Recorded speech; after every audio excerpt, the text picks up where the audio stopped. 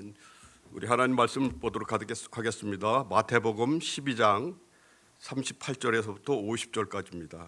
마태복음 12장 38절에서부터 50절까지.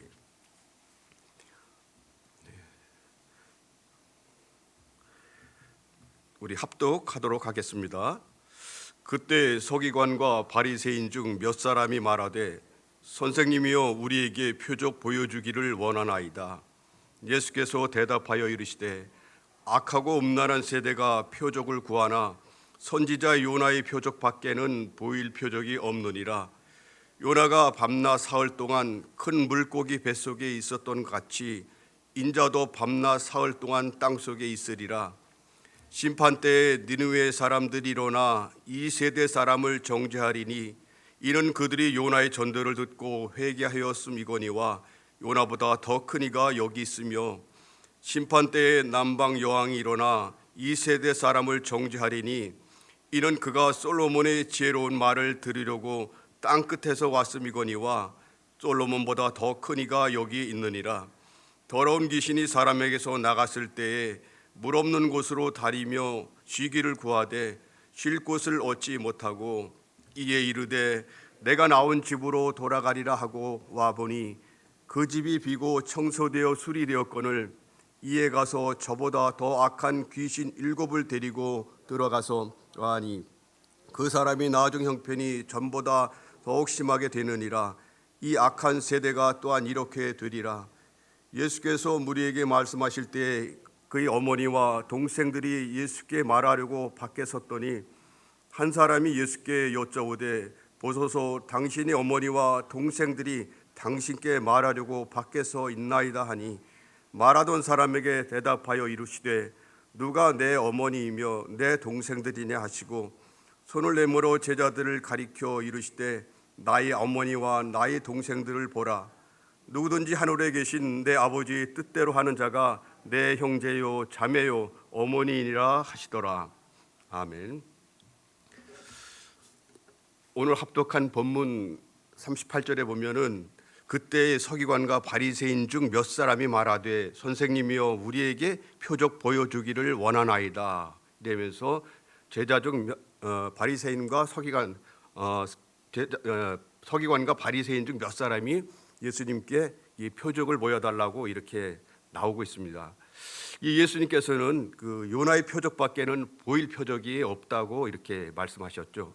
그러면서 요나가 밤낮 사흘 동안 큰 물고기 뱃속에 있었던 같이 인자도 밤낮 사흘 동안 땅에 있으리라 그렇게 말씀하셨습니다. 3일 동안 땅속에 있으리라 하신 것은 예수님의 부활의 표적을 상징하고 있다고 봅니다. 사명의 그 니느웨의 십자가가 아닌 그 번영의 다시스로 향했던 불순종한 요나가 그 스월 같았던 물고기 뱃속에서 사흘 동안 있게 되었는데 그 물고기 뱃속에서의 사흘은 새 시대를 준비하는 그 모태가 되었던 것처럼 예수님의 부활로 새 시대가 열릴 것을 암시하고 있다고 이렇게 볼 수 있습니다. 이어 47절에 보시면 한 사람이 여쭤오되 보소서 당신들의 어머니와 동생들이 당신께 말하려고 밖에 서 있나이다. 이때 이제 예수님께서 누가 내 어머니며 동생들이냐 하시며 누구든지 하늘에 계신 내 아버지의 뜻대로 하는 자가 내 형제요 자매라고 하셨습니다. 순종이 피보다 진하다는 것을 강조하는 모습을 볼 수가 있습니다. 이 병행본문 누가복음 8장 21절에는 내 어머니와 내 동생들은 하나님의 말씀을 듣고 행하는 사람들이라고 기록하고 있습니다. 우리가 지난 3일 동안 마태복음 12장을 말씀을 가지고 이거 나누었는데요. 그 말씀의 기적의 장소가 바로 갈릴리 가버나움이었습니다. 안식일에 밀 이삭을 자른 사건과 손 마른 사람을 고친 사건으로 불거진 안식일 논쟁, 이어서 예수님을 바알세불이라고 힘입어 귀신을 쫓아낸다고 비방하는 일들 우리 이미 살펴보았습니다. 이러한 사건 상황들이 일어난 곳이 가버나움 지역인데 이 가버나움 지역을 살펴보면서 그 지역 그리고 그 말씀 속에 뜻하고 있는 주님의 의도를 한번 알아보고자 합니다. 이 가버나움, 카파르 나움이라고 해가지고 이제 위로의 집 이렇게 표현할 수가 있습니다. 이 가버나움은 갈릴리 북서쪽에 위치한 그런 작은 어촌 마을인데 이 신약 성경에서는 구약 성경에는 가버나움이라는 표현이 나오지 않고 신약에서만 나오고 있습니다. 그 로마 이 식민지 시대 때 그 요단강에서 지역을 넘어가는 벳사를 넘어가는 그 다리를 놓기 시작을 했는데 그 다리를 놓으면서 그 지역이 이제 활성화되고 새로운 도시가 형성되어서 가버나움이라 이렇게 부르게 되었습니다. 여기에 당연히 이제 도시가 확장되고 활성화되다 보니까 여기 로마의 군대, 백부장 군대가 여기에 주둔하게 되었고 거기에 또 아울러 큰 회당도 있었고 지금도 가보시면 알겠지만 그 벽과 기둥이 원형 그대로 남아 있는 모습을 볼 수가 있습니다. 가버나움에는 그 베드로 같은 어부가 많이 살았는데 북쪽에서 이제 시리아 지금 이제 아람이라고 그러죠. 아람으로부터 헬몬산 그리고 훌라분지에 이르는 그 물줄기가 형성돼 있어서 흘러나오는 그 요단강 물줄기에 풍부한 먹이를 제공하기 때문에 물고기가 많이 잡혔다고 합니다. 지금도 물고기가 많이 잡히고 있는 현상을 볼 수가 있는데 예수님께서는 그 나사렛에서 어린 시절 그런 그 청년기를 보냈지만 공생애를 시작한 후에는 가버나움을 그의 거주지로 삼았습니다. 마태복음 4장 13절에 보면 예수님께서는 나사렛을 떠나 스불론 납달리 지경 해변에 있는 가버나움에 거하셨다고 했습니다. 그래서 가버나움을 예수님의 본 동네라고 이렇게 말씀을 하고 있죠. 이 구절은 예수님이 가버나움을 그의 새로운 사역 기지로 선택한 이유를 암시하고 있습니다. 가버나움이 갈릴리 지역의 중심부에 있었기 때문에 여러 지역으로부터 쉽게 이동할 수 있고 유대인들뿐만 아니라 이방인들도 함께 거주하는 그런 지역이 되었습니다. 그 예수님의 이 사역이 다양한 배경을 가진 사람들에게 전해지기에 적합한 장소였다고 이렇게 볼 수가 있습니다. 예수님의 고향 나사렛에서 예수님의 본동네라고 이름하는 그 가버나움까지는 걸어서 한 65km 정도가 소요되고 있는데 그 지역엔 지금 현재 지저스 트레일이라고 해서 이제 그 3박 4일간의 트레킹 코스가 있습니다. 많은 순례객이 와서 은혜 받는 곳이기도 합니다. 우리가 지성에서 영성이라고 하는 그 책을 쓰신 그 당대 최고의 석학이었던 고 이어령 교수님, 문화부 장관이셨죠. 그분이 남긴 유작 책이 있습니다. 그 책이 먹다, 듣다, 걷다라는 책입니다. 여기에서 예수님의 사역을 걷기 사역이라고 이렇게 아주 상세하게 기록을 하고 있습니다. 그래서 복음서에 기록된 예수님의 그 공생의 3년 동안의 이동 거리를 계산해 보니까 무려 5,000km 정도 됐다고 합니다. 부산을 오고 가면서 한 5일 정도 했던 그 거리를 이렇게 말씀하고 있는데 그럼 복음서에 나타난 가버나움에서의 예수님 사역을 한번 간단하게 정리를 해보도록 하겠습니다. 먼저 백부장 하인을 치유한 사건이죠. 마태복음 8장에 나와 있는 사건인데 가버나움에서 이루어진 그 가장 잘 알려진 그런 기적 중에 하나이죠. 로마 백부장이 하인을 치료한 사건입니다. 이곳은 로마 백부장이 거주할 수밖에 없었던 이유는 그 지역 주민들을 다스리고 또 식민지 하에 있기 때문에 이 사람들에게 어떤 이상한 동향이 나타나나 이런 걸 파악하기 위해서 군대가 주둔하고 있었고 또 이 동향 보고 특별히 이제 군대 지휘관들이 어느 지역에 가면 그 지역에 어떤 상황이 있나를 제일 먼저 파악을 하고 또 제일 중요한 것은 밀란이 일어나지 않게 하기 위해서 컨트롤하는 것이 제일 중요한 부분이라고 볼 수가 있거든요. 그러면서 자연히 로마 백부장이 예수님이 이제 어떤 그 동양 상황을 아마 파악하고 보고 받았지 않았을까 하는 그런 생각도 해봅니다. 그러면서 자연히 로마 백부장이 이제 예수님의 그런 그 어떤 그 사역 현장을 다 이렇게 지켜보았거나 그렇게 우리가 추정할 수는 있을 것 같습니다. 그래서 그 예수님께 나와가지고서 예수님이 칭찬했던 모습을 우리가 다 기억하고 있겠죠. 예수님께서 큰 믿음을 보시며 칭찬하시고 이스라엘 그런 백성 중에서 이만한 믿음을 못 보았다고 보지 못하였다고 이렇게 칭찬하고 있습니다.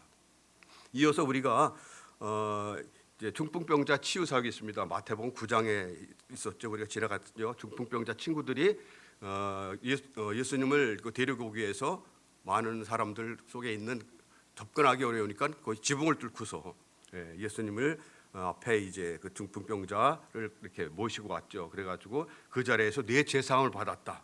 이렇게 선언을 할 이런 부분들을 우리가 말씀을 통해서 우리 배웠습니다. 이어서 이제 세 번째로 보면 회당에서 가르친 사역입니다.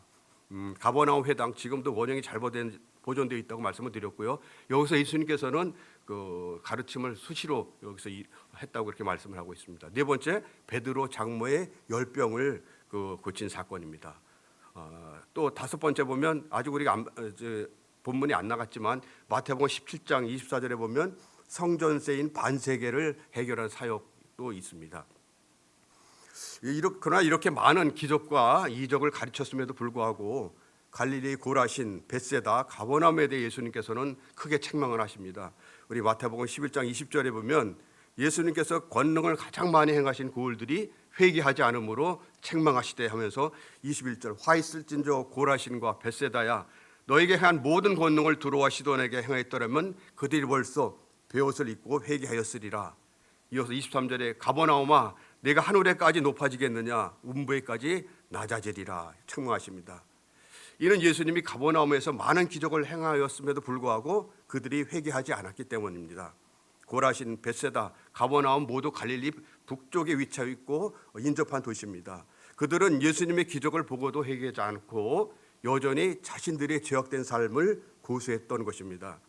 예수님 그들이 받은 은혜와 기적에 비해 그들의 영적 반응이 매우 미미했음을 지적하셨고 이는 큰 심판으로 이어질 것이라고 경고하셨습니다. 이 구절은 기적이나 이적만으로는 사람의 마음이 변화되지 않으며 참된 회개와 믿음이 필요하다는 그런 중요한 교훈을 줍니다.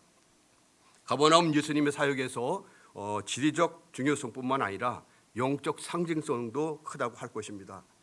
이 도시는 예수님의 공생에서 많은 기적과 가르침의 배경이 되었으며 예수님의 메시지가 유대인과 이방인에게 모두 전파되었음을 보여주는 그런 상징적인 장소입니다. 또한 가버나움에서의 사역은 예수님의 단순한 그런 예언자가 아니라 사람의 죄를 사하고 영혼을 구원하면서 하나님의 나라를 선포하는 그런 분임을 나타내 보이셨던 것이죠. 그 예수님의 가르침과 기적을 통해 하나님의 나라가 이 땅에 임하였음을 증거하는 장소로 신약 성경에서 매우 중요한 영적 의미를 지니고 있다고 할 수가 있겠습니다. 사랑하는 성도님, 가버나움의 이야기는 오늘날 우리에게만 중요한 영적 교훈을 보여줍니다. 우리는 예수님의 말씀과 기적이 어떻게 반응하는지 그리고 진정한 회개와 믿음으로 살아가고 있는지 돌아봐야 하는 그런 시간이 아닐까 생각을 합니다.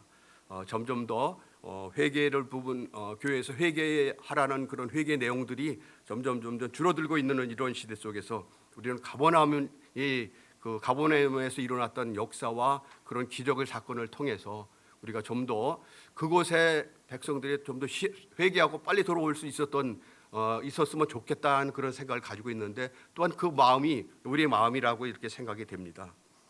지금도 가버나움을 향해서 책망하셨던 말씀을 우리가 명심하면서 우리 모두 회개의 자리, 겸손의 자리로 나아가는 그런 시간이 되시기를 바랍니다.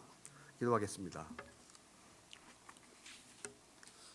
사랑의 하나님 아버지, 가버나움은 예수님이 공생애에서 중요한 역할을 한 도시로 그의 많은 기적과 가르침이 이곳에서 이루어졌습니다. 예수님께서 백부장의 하인과 중풍병자, 베드로 장모의 열병을 고치시고 회당에서 가르침을 전하며 그분의 신성과 권위를 드러내셨습니다. 그러나 가버나움 사람들은 예수님의 기적을 보고도 회개하지 않았으므로 예수님의 책망을 받았습니다. 기적이나 이적만으로는 사람의 마음이 변화되지 않으며 참된 회개와 믿음이 필요하다는 것을 깨닫게 해주시니 감사합니다. 우리가 지금 여기까지 왔는데 이 모든 것이 하나님의 선물이며 은혜인 것을 순간순간 망각할 때가 많습니다. 우리 허물과 죄악을 연약함을 용서해 주시옵소서. 예수님 믿고 구원받는 그의 은혜로 살아가고 있는 우리가 이 땅에서 남은 삶을 위해 무엇을 할 것인지를 돌아보는 결단하는 시간 되어지기를 소망하면서 예수님의 이름으로 기도합니다. 아멘.